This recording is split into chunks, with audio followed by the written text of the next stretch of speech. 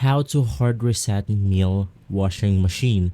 This is a step-by-step video so you can follow easily.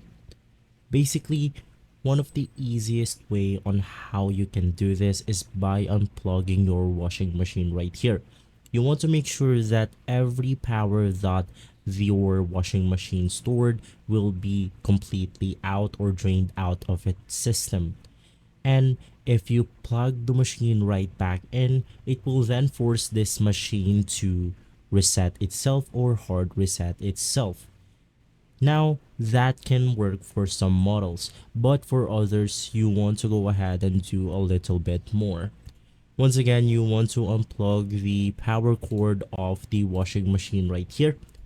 And right after, you can just go ahead and open the doors for about 6 times, and the machine will hard reset itself.